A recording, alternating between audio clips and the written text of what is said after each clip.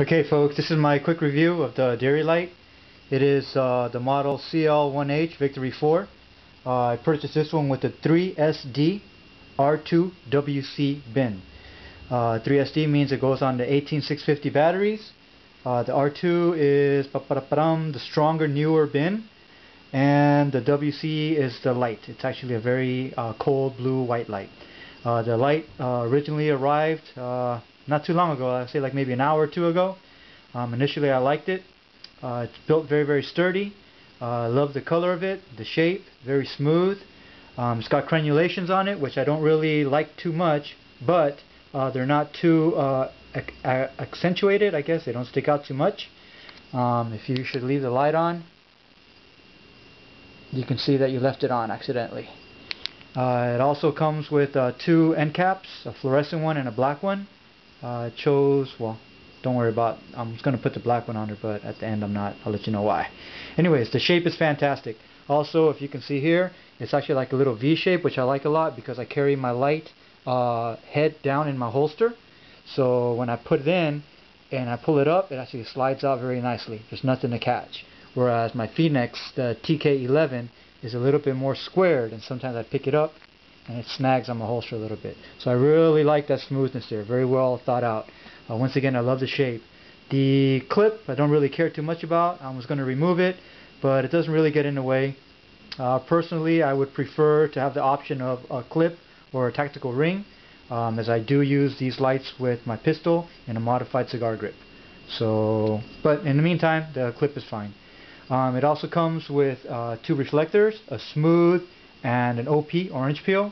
I prefer to have this light more of a thrower, so the orange peel was removed. When put side by side with my Phoenix, the TK11, which is a monster thrower, I was very surprised that they were very, very similar. The lights are very cool, cold, and blue.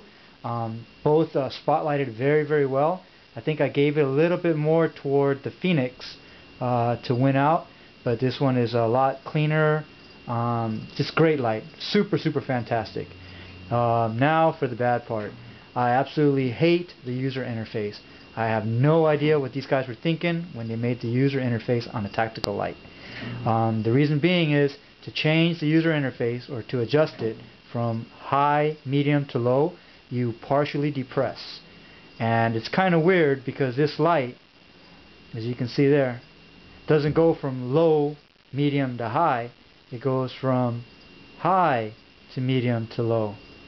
High, medium to low. And that's very, very strange.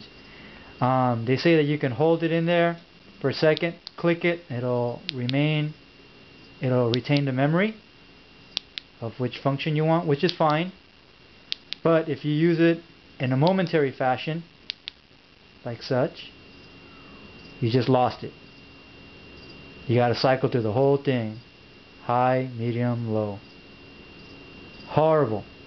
Another thing also is I use it in a modified cigar grip. One of the reasons I purchased the light also was the cap, as you can see, sticks out a little bit above the edge here. And I wanted that because I use a modified cigar grip. And I use it as such with the back of my knuckle, which is one of the reasons that I purchased it. Two things. One of them is it takes a lot of pressure to press that little button. I can get it to go, but let me tell you, I got to work at it. And it doesn't always work. You literally have to put your finger in there. Now, lest you look at my thumb and say, oh well, this guy's a motorcycle freak, cripple. Nope. Same thing with this one. I physically got to press. If you grab it, put the joint right there on the edge, you probably ain't going to get it, which is almost like 95% of the time the way I grab it quickly. And if you have gloves on, which I use my held tactical gloves, forget it. You ain't going to be able to turn that on. Another thing also is with the modified cigar grip, let me show you here. This is my Kimber Eclipse Custom 2, 10mm, it's empty. When you grab it and you go to depress it, there's my laser. When you go to depress it, you don't click it all the way on. You gotta cycle. Every single time you press it, it cycles. High, medium, low. High, medium, low. It'd be so much easier if I were to just be able to adjust the user interface up here somewhere, and when you use the momentary, it stays wherever it is. But in this sad case, the momentary also adjusts the user interface, which is unacceptable. The light's got to go back.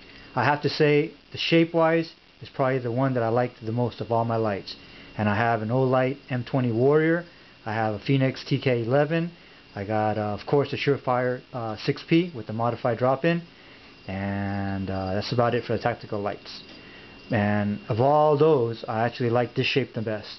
But it has to go because, once again, it's got to work 100% of the time, all the time. And that user interface is just unacceptable. Fantastic light though. I wish it's probably the one I like I said, the most, but it's got to go. Absolutely horrible user interface. Who the heck thought of that? Alright, but anyways, great light, and that's my initial observation. Thank you.